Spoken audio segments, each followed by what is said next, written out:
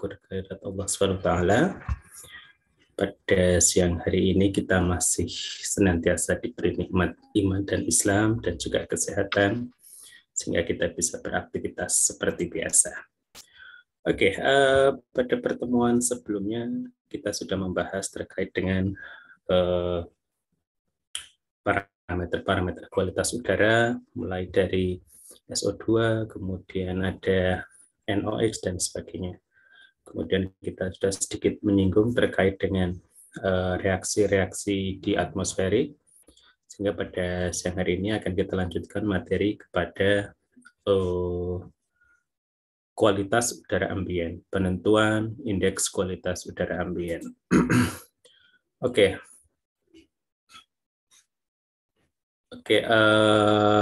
Mungkin saya bisa minta tolong hostnya untuk bisa share screen ya. Sepertinya belum baik, Pak, diberi akses. Oke. Yeah.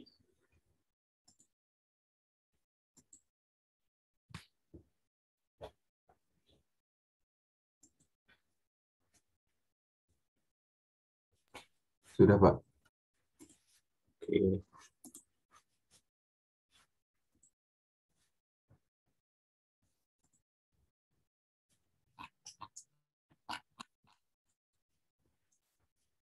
Oke, sudah kebaca ya?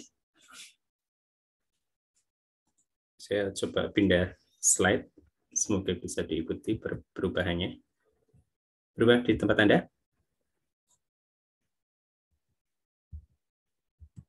Muncul, Pak. Ada, Pak. Muncul ya, oke. Oke, pada kesempatan siang hari ini kita akan membahas terkait dengan sebagian tugas pertemuan sebelumnya terkait dengan kualitas udara ambien. Beberapa pokok bahasan yang kita bahas sekarang ini meliputi baku mutu udara ambien, kemarin sudah sedikit kita singgung, kemudian indeks kualitas udara ambien, menentukan nilai indeks kualitas udara ambien di suatu daerah.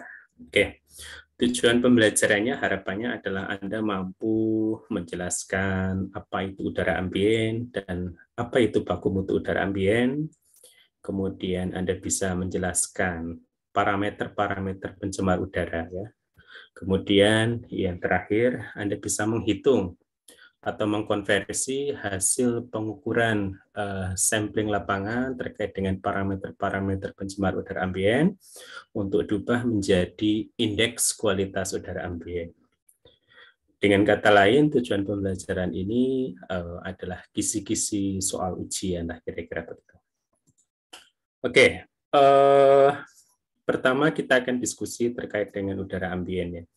Yang mana udara ambien didefinisikan sebagai udara bebas di permukaan troposfer yang kita butuhkan, dan tentunya karena dekat dengan manusia tentu akan mempengaruhi kesehatan manusia, makhluk hidup, serta unsur lingkungan lainnya.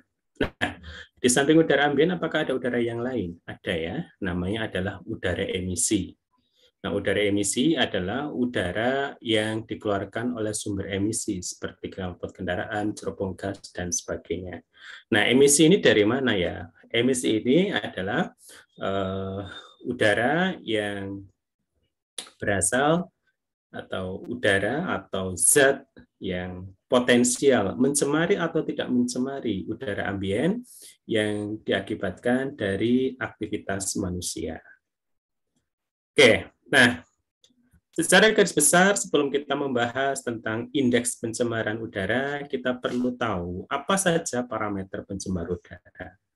Yaitu parameter-parameter zat yang harus dipantau, baik konsentrasi maupun keberadaannya, karena parameter-parameter ini berpengaruh terhadap kualitas udara ambien.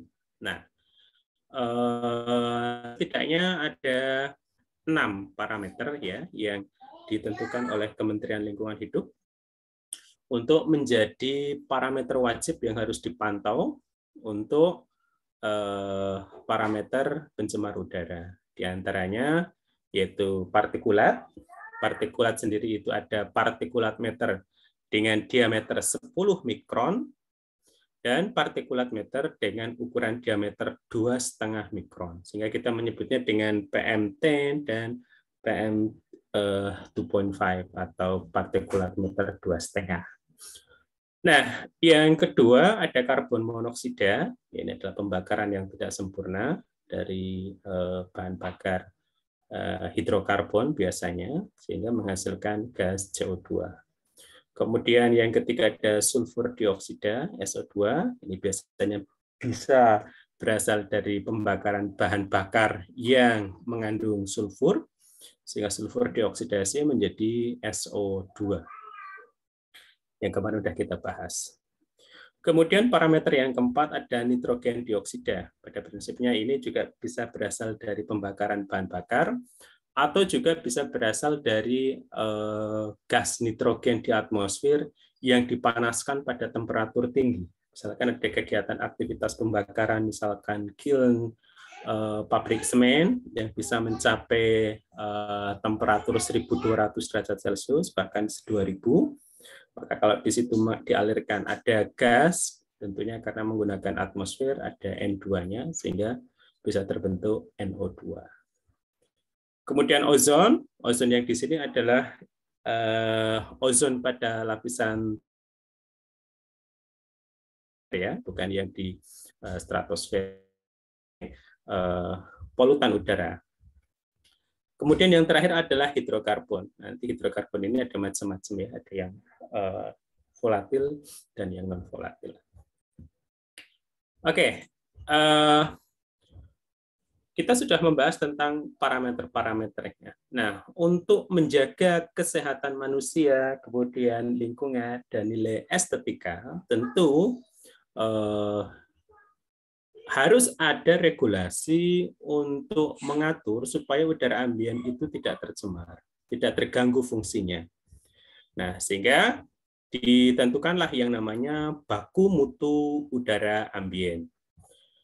Nah, baku mutu udara ambien sendiri adalah sebuah ukuran batas atau kadar dari zat atau komponen yang ada atau seharusnya ada, ya, yang keberadaannya masih ditoleransi di udara ambien. Ya, jadi kita tidak bisa tanda kutip menghilangkan sepenuhnya pencemar udara itu, tapi paling tidak membatasi kadarnya atau keberadaannya sehingga tidak mengganggu fungsi udara ambien untuk menopang kehidupan. Kemudian yang kedua ada istilah mutu emisi. Maksudnya di sini adalah baku mutu emisi. Tadi sudah disampaikan bahwa emisi adalah zat pencemar yang berasal dari aktivitas manusia, gitu ya. Ya, udara yang berasal dari aktivitas manusia. Nah, mutu emisi ini didefinisikan sebagai sebuah batasan emisi atau buangan gas yang diizinkan dari suatu kegiatan aktivitas manusia ke udara ambien. Jadi batasan buangan gas yang diizinkan untuk dilepaskan ke udara ambien. Itu yang dimaksud dengan baku mutu emisi. Oke. Ini contohnya baku mutu emisi. Kalau kita ambil contoh di sini di slide, terlihat ada beberapa parameter pencemar udara, ada SO2, karbon monoksida, NO2, ozon, hidrokarbon, dan seterusnya ke bawah. Nah, baku mutu untuk parameter-parameter pencemar udara tadi diatur juga terkait dengan batasan waktu pengukurannya. Baku mutu untuk parameter SO2 dengan waktu pengambilan sampel atau pengukuran sampel selama 1 jam adalah 900. Kemudian untuk yang 3 jam tidak diatur. Kemudian untuk yang 24 jam, jadi pengambilan sampel selama 24 jam, baku mutunya adalah 365. Kalau kemudian pemantauan atau pengukuran itu dilakukan 1 tahun, maka baku mutunya adalah 60. Ini baku mutunya. Oke. Tentunya dalam satuan mikrogram per meter kubik. CO2, karbon monoksida juga demikian, ya, diatur terkait dengan waktu pengukuran sampelnya mulai dari 1 jam, 24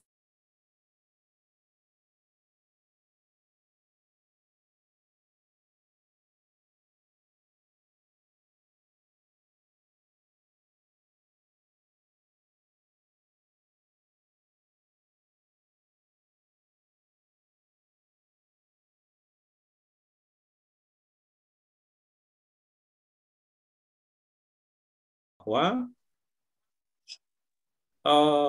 baku mutu udara ambien, ya, baku mutu udara ambien itu kita kemarin klasifikasikan menjadi 2, ya, baku mutu udara ambien untuk kepentingan yang berkaitan dengan kesehatan manusia, dan yang kedua dengan estetika, benda cagar budaya dan lingkungan. Kalau yang baku mutu udara primer kita ambil misalkan begini, ya, untuk waktu 3 jam, 1 jam, 3 jam, 24 jam, 1 tahun ada di sini. Yang ini baku mutu udara ambien primer tujuannya adalah melindungi kesehatan manusia, ya, terutama sekali yang berkaitan dengan manusia. Ada juga yang baku mutu udara ambien sekunder, ya, yang ini tujuannya adalah untuk melindungi benda cagar budaya, kelestarian alam dan sebagainya. Sehingga di sini kalau kita ambil yang misalkan 3 jam, di sini 1.300, ya, hampir 1.300. Kenapa? Ya, bukan berarti kalau manusia ke situ langsung terpapar, bukan begitu. Tapi kalau suatu daerah yang tidak ada huniannya, tidak ada manusia beraktivitas di situ, maka kita bisa menggunakan baku mutu udara sekunder untuk SO2 adalah 1.300. Tapi kalau ada manusia di situ, tentu tidak boleh menggunakan yang ini. Begitu maksudnya. Demikian juga dengan CO, NO2, ozon, partikulat, dan seterusnya. Nah, sekarang kita akan membicarakan kalau ternyata udara itu tercemar, berarti kita harus bisa mengukur seberapa baik udara itu tercemar, seberapa bersih udara ambien kita itu kondisinya atau keadaannya, dan seberapa parah pencemaran udara ambien itu terjadi. Nah, indeks standar pencemaran udara atau ISPO inilah yang merupakan menjadi ukuran untuk pencemaran udara ambien. Sehingga indeks standar pencemaran udara sering disebut sebagai sebuah indeks angka yang menyatakan, ya, seberapa tercemar atau seberapa baik kualitas udara ambien di suatu wilayah. Yang tentu kualitas udara ambien ini berpengaruh terhadap kesehatan manusia, hewan, bangunan, nilai estetika, dan seterusnya. Yang mana, ya, tentu kualitas udara ambien ini akan berpengaruh terhadap objek-objek, baik manusia maupun bangunan yang ada di sekitarnya itu setelah adanya paparan, baik itu dalam periode yang singkat, misalkan jam, ataupun hari, atau bahkan tahunan. Oke. Nah, untuk indeks standar pencemaran udara atau ISPO sendiri, secara garis besar itu dikategorikan menjadi 5, ya, menjadi 5 level atau 5 rentang. Mulai dari yang terendah, atau dalam hal ini adalah rentang 0 sampai 50, karena namanya indeks berarti angka. Angka yang tanpa satuan. 0 sampai 50 dikategorikan sebagai kualitas udara yang baik. Maksudnya adalah bahwa tingkat kualitas udara yang ada tidak memberikan efek bagi kesehatan manusia, hewan, dan juga tumbuhan, serta bangunan dan nilai estetika. Jadi ini oke begitu. Nah, sementara untuk yang kategori sedang, ya diberi indeks 51 sampai 100 dengan penjelasan bahwa kualitas udara yang ada berpengaruh terhadap kesehatan manusia maupun hewan, tetapi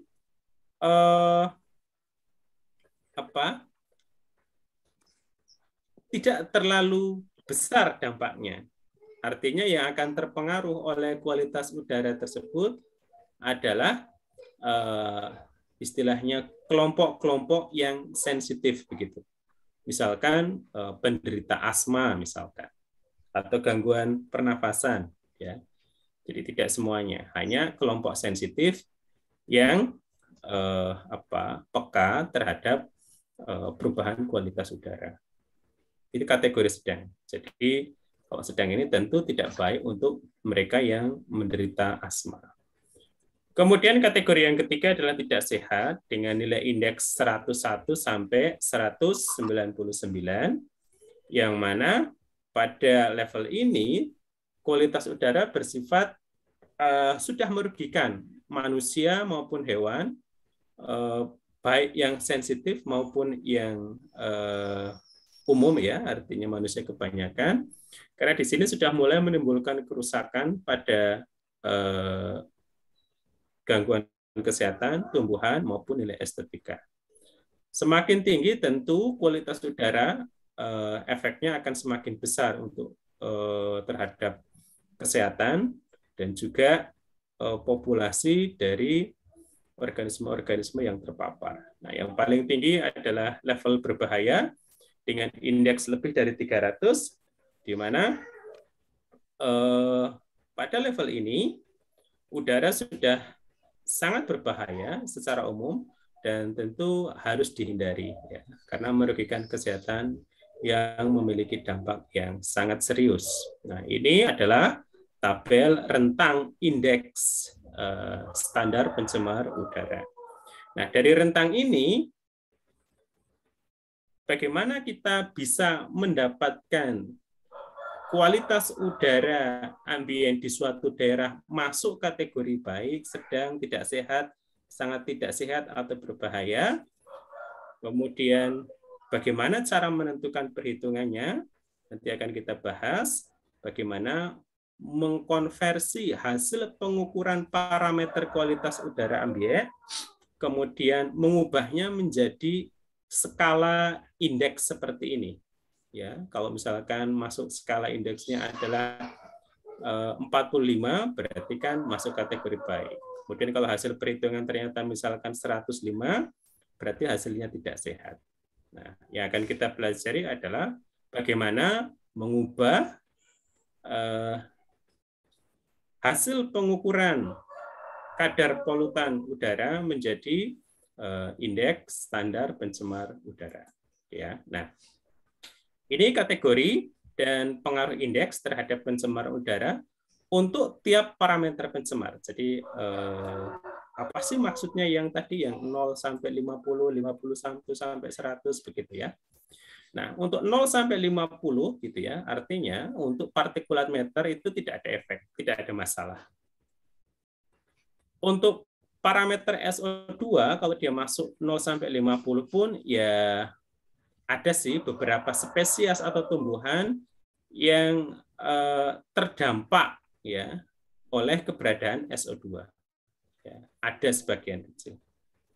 Nah, untuk karbon monoksida, kalau dia masuk di level 0 sampai 50 itu tidak menyebabkan efek.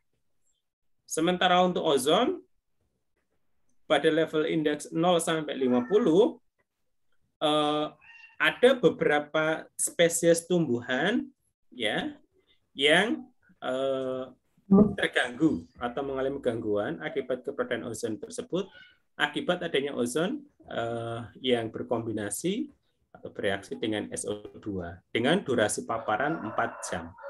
Jadi kurang lebih ini adalah hasil pengamatan di lapangan.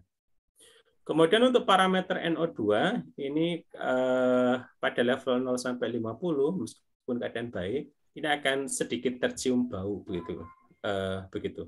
Nah, secara garis besar 0 sampai 50 tadi sudah kita sampaikan di awal bahwa kualitas udara baik yaitu tidak memberikan efek bagi manusia atau hewan dan tidak berpengaruh terhadap tumbuhan bangunan atau nilai estetika pada umumnya. Nah, yang warna baik ini diberi warna tersendiri ya. Jadi kalau ada warna hijau berarti baik, warna biru itu sedang, warna kuning itu tidak sehat, dan warna merah sangat tidak sehat, dan warna hitam berbahaya. Ya, kalau yang warna hitam ini levelnya berarti sudah tingkat berbahaya bagi semua populasi yang terpapar. Jadi kategori bahayanya adalah secara umum merugikan kesehatan yang sangat serius. Nah, nanti bisa dicek masing-masing ya. Jadi kalau kita lihat semakin tinggi misalkan NO2 atau NOx, semakin tinggi level indeks pencemar udaranya. Jadi dari sedikit berbau, kemudian bau, ya, ini bau dan kehilangan warna, kemudian peningkatan reaktivitas pembuluh tenggorokan pada penderita asma ya, jadi ada reaksi gitu ya. Jadi di tenggorokan itu mungkin sudah mulai seperti iritatif gitu ya, bukan iritasi yang agak sedikit gatal sehingga menghasilkan efek alergen ya, atau alergi terhadap zat gitu sehingga asmanya bisa kambuh. Oke, ini nanti bisa dibaca satu-satu gitu ya. Secara garis besar data ini dapatkan dari mana? Data ini adalah hasil pengamatan dan juga riset nanti terkait dengan aspek toksikologi kimianya atau chemical toxicology. Nah, ini adalah tabel batas ISPU ya. Tadi ketika kita akan menentukan atau mengubah hasil pengukuran menjadi indeks standar pencemar udara, kita memerlukan tabel ini ya. Jadi kan indeksnya tadi dari 0 sampai 50, 51 sampai 100, 101 sampai 200 dan seterusnya. Nah, kita perlu menggunakan tabel ini untuk mengkonversi hasil pengukuran menjadi indeks standar pencemar udara. Misalkan kalau kita akan menghitung berapa indeks untuk parameter SO2 pengukuran 24 jam gitu ya. Nanti kita akan menggunakan tabel ini ya, 80, 365, 800 dan sebagainya. Ini dalam satuan mikrogram per meter kubik. Ini adalah tabel acuan yang nanti akan kita gunakan untuk menentukan batas atas, batas bawah dari hasil pengukuran konsentrasi parameter pencemar udara masing-masing.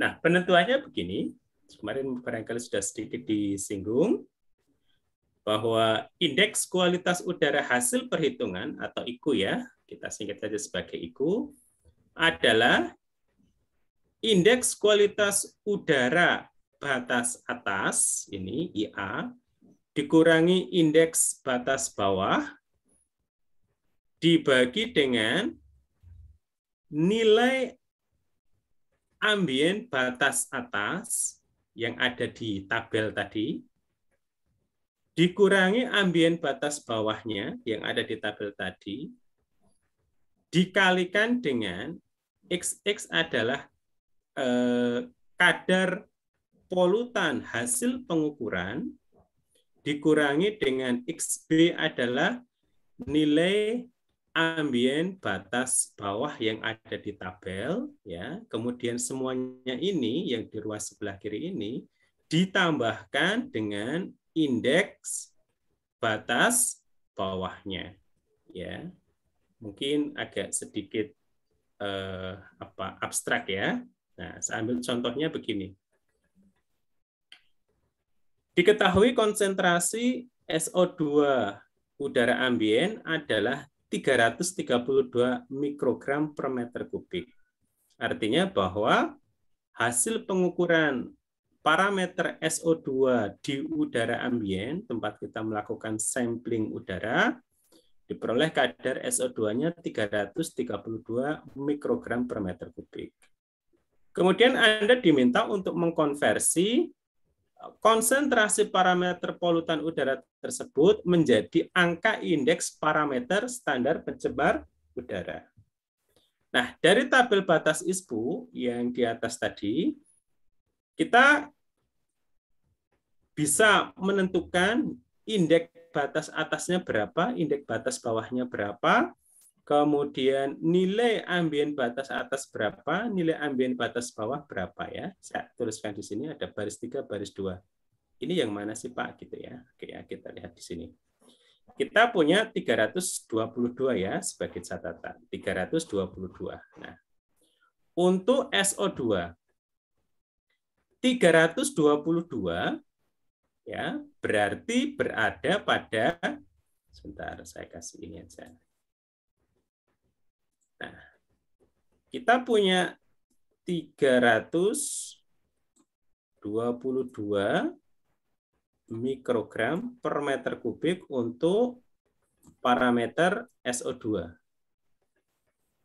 Yang diukur 24 jam tentunya. Itu nilai indeks atasnya, IA-nya adalah 100. Ya. Kenapa?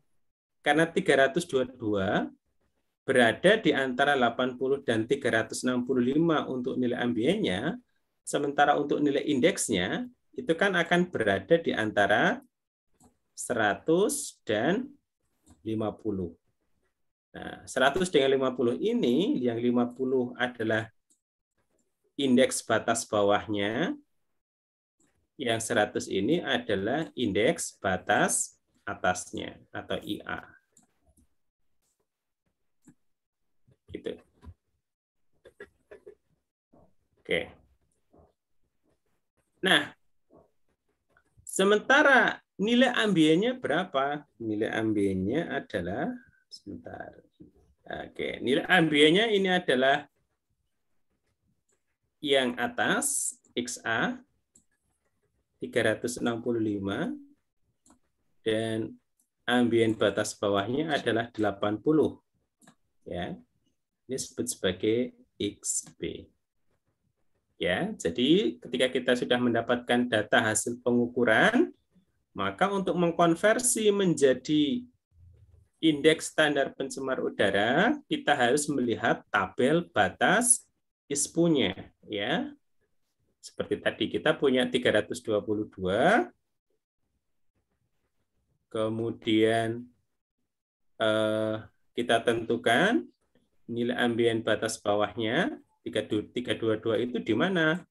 Ada di antara 80 dan 365. Dengan demikian, nilai ambang batas bawahnya atau nilai ambien batas bawahnya, XB-nya adalah 80 dan XA-nya adalah 365. Sementara nilai indeks atasnya adalah 100 dan indeks bawahnya adalah 50. Oke, sampai di sini bisa dipahami, sehingga kita akan dapatkan seperti ini. Ya, dapatkan ini. Nah, ini kita masukkan ke rumus yang seperti ini tadi. Oke ya, sehingga kita dapatkan 100 atau indeks atas dikurangi dengan indeks bawahnya, dikalikan dengan nilai ambien batas atasnya dikurangi ambien batas bawahnya, dibagi dengan selisih ambien batas atas dikurangi batas bawahnya. Ya, ini supaya tidak lupa, ini diselesaikan dulu, baru ditambahkan nilai indeks batas bawahnya yang 50 ini tadi ya. Yang 50 ini, IB-nya 50. Jadi ini diselesaikan dulu, ini kali ini dibagi dengan selisih ini, baru kemudian total dari ini ditambahkan dengan nilai IB-nya. Ya, jadi nah ini sebenarnya. Jadi kalau kita ini kan ini begini, nah dikurung, baru ditambah dengan IB. Sehingga kita dapatkan 100 dikurangi 50 dikalikan dengan selisih ambien batas atas dikurangi ambien batas bawah, dan selisih ambien batas atas batas bawah ini kita akan dapatkan nilai 92,45. Kita lakukan pembulatan ke bawah ya, karena ini 245, 92,45, ini 4, ini 5, kita bulatkan menjadi 92. Ya. Ya kalau 92 indeks standar pencemar udaranya adalah 92. Kalau 92 itu artinya apa? Ya, kalau 92 itu artinya apa? Nah, kita kembalikan lihat lagi ke atas ini. Nah, di sini ya. Untuk SO2 karena dia 92, nah ini ya. Berarti kan posisinya di sini ya. Antara 51 sampai dengan 100 berarti indeks standar pencemar udara untuk parameter SO2 masuk kategori sedang ya. Jadi di sini. Ini dia. Nah, di sini. Itu maksudnya. Oke, sampai di sini ada pertanyaan. Jadi kalau kita diminta untuk membuat laporan indeks standar pencemar udara, dapat kita laporkan bahwa kualitas udara di daerah X begitu masuk kategori sedang dengan pencemar udara utama adalah parameter SO2 dengan indeks 92. Oke ya. Nah, ini contoh laporan indeks kualitas udara ya. Ada beberapa model bergantung yang mengeluarkannya ya. Masing-masing daerah berbeda. Misalkan begini, Dinas Lingkungan Hidup Jakarta misalkan, dari laporan ini dapat terlihat bahwa grafik kualitas udara yang dinyatakan dalam indeks standar pencemar udara per lokasi masuk kategori sedang ya, sedang ini untuk SO2. Ya, misalkan karena tadi kita pakai contoh SO2 begitu, maka cara menampilkannya adalah SO2. Pak, di udara itu kan pencemarnya tidak hanya SO2. Ada partikulat, ada CO, ada ozon, ada NO2. Ya. Nah, cara melaporkannya bagaimana? Dari sekian banyak parameter tadi, 6 parameter tadi, maka yang dilaporkan adalah yang nilai indeksnya tertinggi ya. Jadi yang masuk di laporan itu adalah yang ISPU-nya paling besar. Misalkan ini ada PM10, ada SO2, CO, ozon, dan sebagainya. Bukan kadarnya ya, tetapi nilai indeks standar pencemar udaranya tadi yang paling besarlah yang dilaporkan. Nah, contohnya seperti ini. Kualitas udara di Jakarta itu masuk kategori sedang dengan parameter kritikal adalah SO2. Maksudnya SO2 yang berperan besar terhadap kualitas udara pada saat itu. Nah, di situ warnanya biru, artinya sedang. Kalau untuk PM10-nya masih hijau, kemudian ozonnya masih hijau, dan seterusnya. CO-nya tidak terdeteksi atau tidak ada. Di bawah sini juga ada warna ya. Yang hijau menyatakan indeks antara 0 sampai 50 berarti kualitas udara baik. Yang warna biru sedang dengan indeks 51 sampai 100. Kemudian yang kuning tidak sehat 101 sampai 199, sangat tidak sehat 200 sampai 299 dan berbahaya di atas 300. Nah, ini cara melaporkannya di Dinas Lingkungan Hidup. Oke. Ada contoh yang lain misalkan begini ya. Kalau ini punyanya Kementerian Lingkungan Hidup. Kalau punya kementerian seperti ini. Misalkan kita bisa mengakses tentang kualitas udara di berbagai kota misalkan. Saat ini misalkan Kota Bengkulu adalah provinsi dengan kualitas udara yang baik. Sementara untuk Kota Batam masuk kategori sedang dengan parameter pencemar udaranya adalah SO2. Kemudian kalau di Bekasi parameternya adalah CO. Karena di sana banyak transportasi ya, keluar masuk ibu kota. Nah, di Denpasar karena daerah wisata barangkali sehingga di sana sangat dijaga kualitas lingkungannya sehingga masuk kategori hijau. Nah, yang agak tidak sehat ini adalah di Kota Depok kuning, pencemar udaranya adalah CO. Ya, indeksnya adalah 195 ini tadi. Berapa ini? 125 kalau tidak salah. Begitu juga. Oke. Gitu ya. Ini contoh laporan indeksnya. Jadi di situ ada unsur 1, indeks standar pencemar udaranya atau ISPU-nya. Yang kedua, parameternya, misalkan SO2, CO, atau ozon, atau yang lainnya, tanggalnya, dan kriterianya, sedang, baik, atau tidak sehat. Nah, ada 4 aspek itu. Nah, tanggalnya kapan dilaporkannya, Pak? Ini adalah tanggal dari hasil pengukuran hari sebelumnya. Hari sebelumnya. Kalau hari ini, berarti data itu adalah data hari sebelumnya. Begitu. Oke, nah contoh yang lain adalah seperti ini. Kita punya ini yang mungkin lebih enak untuk dilihat. Ya, ini punyanya Kementerian Lingkungan Hidup. Bisa Anda cek di website begitu untuk mencari.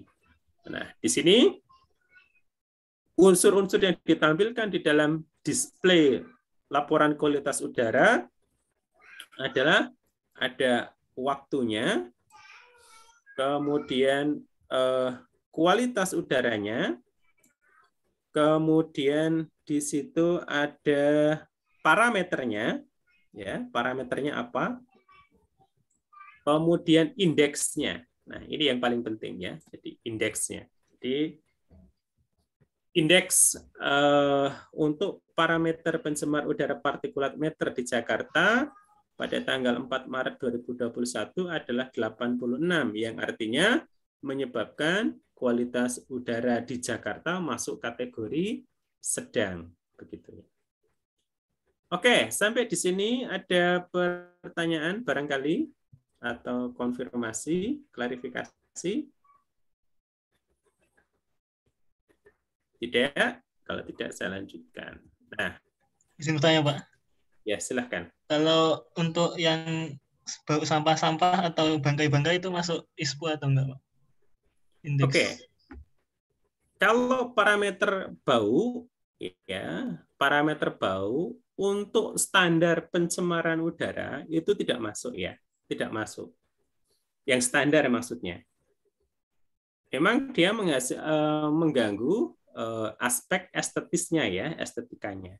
Nah, tapi dia tidak seberbahaya dari yang 6 tadi. Yang 6 tadi itu diatur tersendiri oleh peraturan presiden ya, yang diturunkan ke Kementerian Lingkungan Hidup. Kalau bau itu masuk parameter fisik ya, parameter fisik. Ya, pada prinsipnya sih bau itu harus dilaporkan enggak? Ya, untuk laporan indeks kualitas udara bukan termasuk parameter yang wajib begitu. Tapi untuk parameter kualitas lingkungan yang harus dilaporkan oleh suatu kegiatan industri, itu salah satu parameter yang harus dilaporkan bergantung dari susunan rencana pemantauan lingkungan ya, rencana pemantauan lingkungan atau rencana pengelolaan lingkungan yang dia susun dalam dokumen AMDAL maupun dokumen sejenis. Misalkan di dokumen AMDAL-nya dia berjanji akan melakukan pemantauan atau pengelolaan terhadap parameter bau ya, yang dilakukan pemantauannya biasanya adalah 3 bulan sekali, maka itu wajib dilaporkan ke Dinas Lingkungan Hidup. Kalau itu kewajibannya adalah si yang punya apa istilahnya? Istilah yang punya gawe, itu yang apa? Yang punya prakarsa industri ya, yang punya industrinya.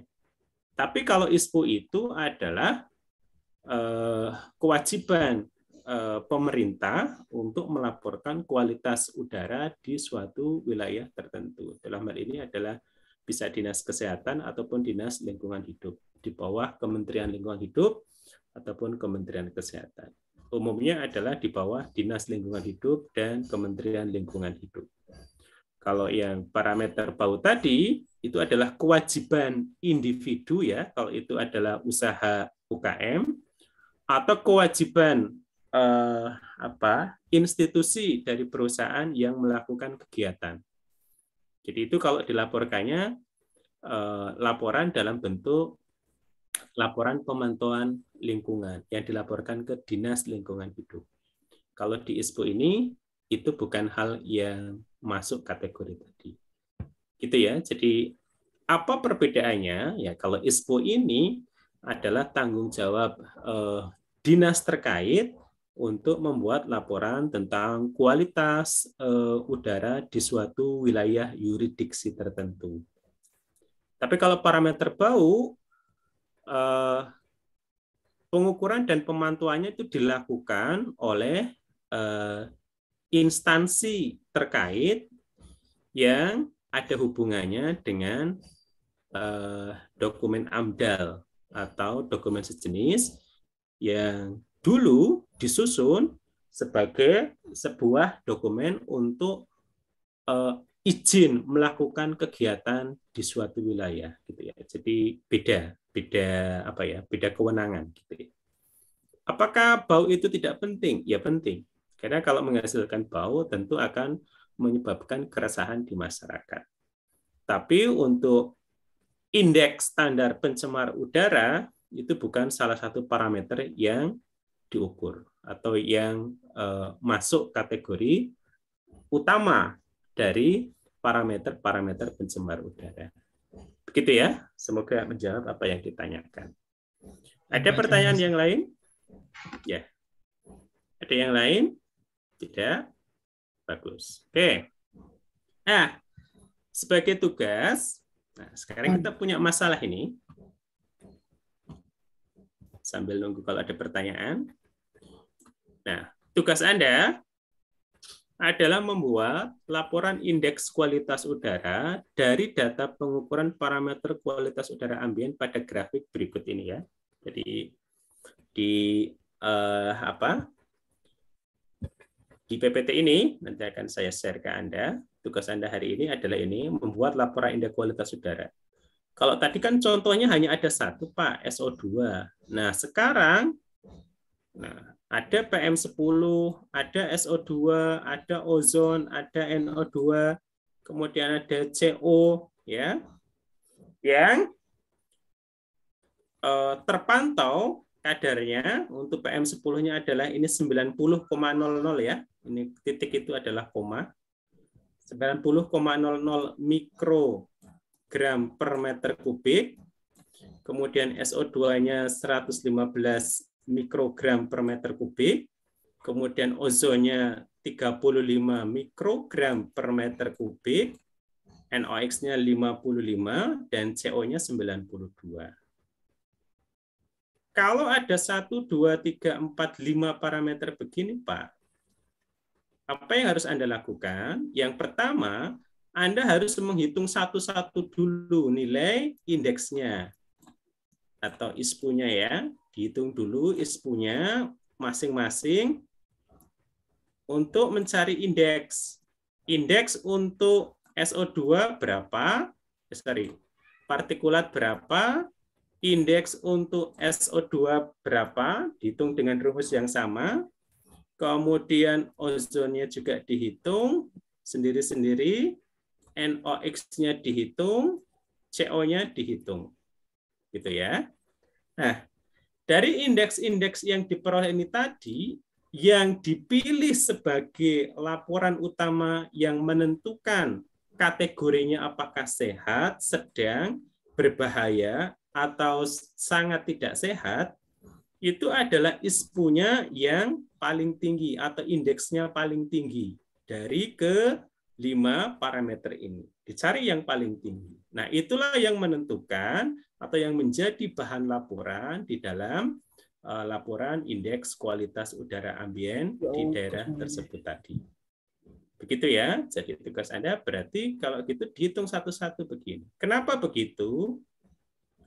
Anda tidak bisa menghitung begini. Oh, ini SO2 kan yang paling besar. Berarti SO2 nih yang paling besar. Belum tentu. Karena nanti bergantung kepada tadi tabel batas ISPU-nya. Karena nilainya sendiri berbeda-beda. Yang di sini kadarnya paling besar belum tentu ISPU-nya paling besar. Begitu. Yang kadarnya relatif kecil, belum tentu ISPU-nya adalah yang paling kecil. Begitu. Nah, jadi mau tidak mau Anda harus menghitung indeksnya masing-masing. Setelah ketemu, dipilihlah indeks yang paling besar dan dijadikan sebagai bahan laporan untuk kualitas udara ambien di daerah X tersebut. Ya, seperti apa? Unsurnya 1. Tentu terkait dengan tentu ada waktunya ya. Misalkan saja ini tanggal 3 ya. Tanggal 3 November 2021 misalkan. Yang kedua ada unsur indeksnya. Indeksnya. Kemudian yang ketiga dalam laporan tadi ada unsur parameternya. Parameter pencemar udaranya tadi. Parameternya. Ya. Nah, dari indeks tadi, maka muncul yang namanya adalah kategori ya. Kategorinya ya. Kategorinya apakah sehat, tidak sehat, berbahaya, atau sangat tidak sehat. Nah, paling tidak ada 4 aspek ini yang harus ada di dalam laporan indeks kualitas udara. Oke, sampai di sini ada pertanyaan? Tidak? Cukup? Oke, kalau tidak ada pertanyaan, minggu depan akan kita gunakan untuk uji kompetensi. Sama seperti kemarin, kita akan menggunakan Edmodo ya. Mungkin materinya kita mulai saja dulu dari yang ini saja, udara ya, atmosfer.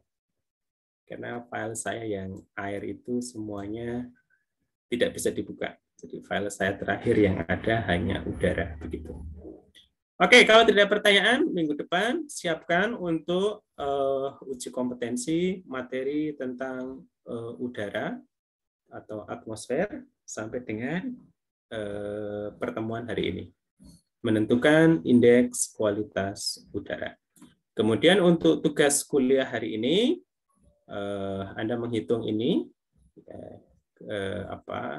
membuat laporan indeks kualitas udara dikumpulkan lewat akun daring winsuka.ac.id.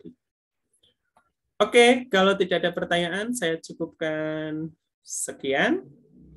Oke, sebelum saya akhiri, mungkin masih ada waktu. Barangkali Anda ada yang kepingin memberi masukan terkait dengan ujian pemisahan kemarin. Pak, ujian yang seperti kemarin itu sepertinya susah untuk saya. Besok untuk yang kimia lingkungan, sebaiknya seperti apa? Nah, silakan. Saya beri waktu mungkin sekitar 2 atau 3 menit. Kalau ada yang mau memberi masukan, silakan. Izin bertanya, Pak. Ya, silakan. Untuk yang nilainya rendah kemarin, apakah ada remedial atau tugas tambahan, Pak, untuk perbaikan nilai?